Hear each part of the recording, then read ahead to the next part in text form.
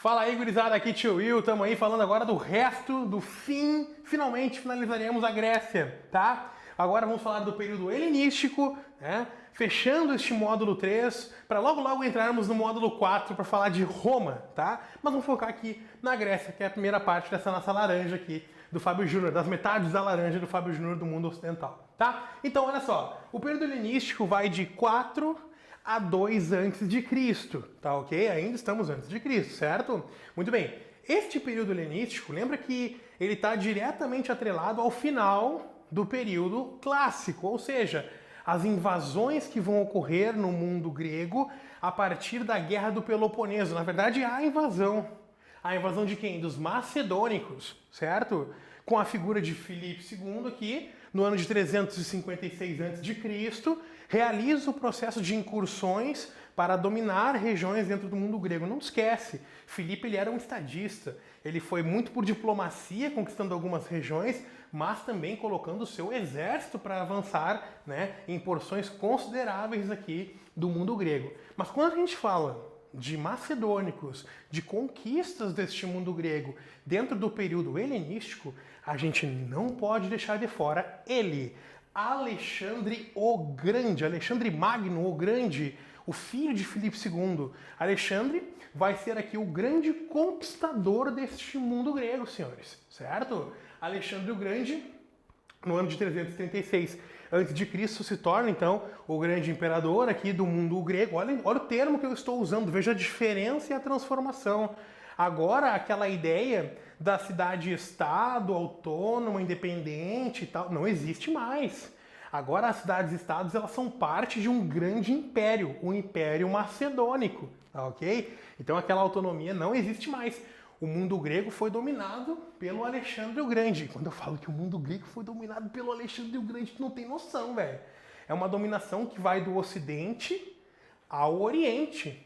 Ele conquistou regiões na Índia, ele conquistou regiões no Egito, ele conquistou regiões no Império Persa. O Alexandre avançou consideravelmente o seu império. Não é à toa que o cara não se chama Alexandre o Pequenininho. Não, Alexandre o Grande. O cara foi grandes conquistas, né? E ele inaugura aqui o que nós conhecemos por cultura helenística.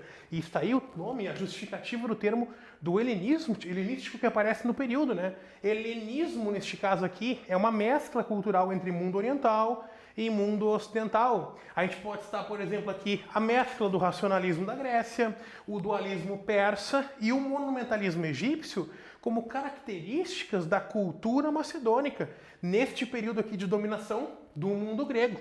Então falou de dominação do mundo grego, falou de período helenístico, falou da figura de Alexandre Magno, Alexandre o Grande, né, o grande conquistador deste mundo grego. 2 pontinhos para a gente finalizar aqui então, porque é bem curtinho essa nossa última aula aqui.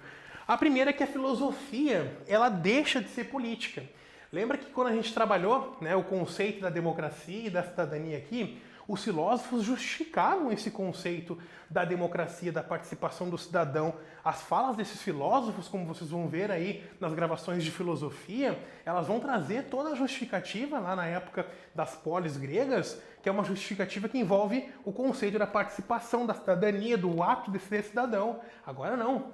A filosofia, ela vai muito mais por um âmbito, ela vai muito mais num caminho de, vou falar sobre o sentido da vida, sobre o existencialismo. As questões mais práticas, como política, são deixadas de lado. É uma característica da filosofia aqui, do período macedônico, no caso aqui deste período onde há uma dominação de Alexandre, tá? Por que isso, prof? Cara, porque não precisa mais debater.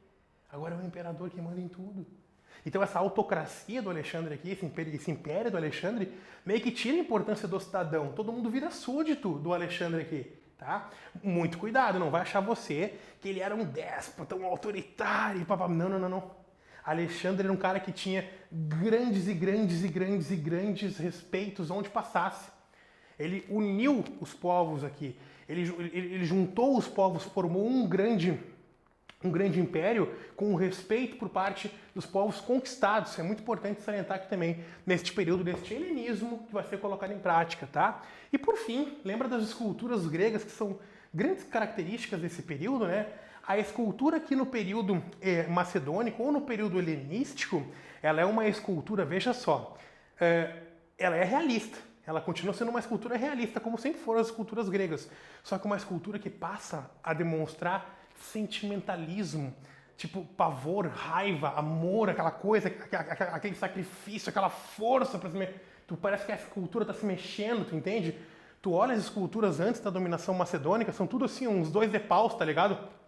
Né? Tu vê que é realista, mas os caras não demonstram emoção nenhuma no rosto. Aqui não, aqui tu vê as feições que demonstram o que está acontecendo. Então o sentimentalismo representado nas esculturas é uma característica importante aqui neste período macedônico, né, no chamado período helenístico. Certo? Fechamos então a nossa querida Grécia Antiga. Foi um grande prazer estar com vocês neste módulo. Viremos mais pra frente, né, a nos encontrar novamente no próximo módulo. Mas esse é um assunto para depois, certo? Falaremos de Roma, mas depois. Certo? Que a força esteja com vocês. Um grande beijo no cérebro. Diga tchau. Valeu!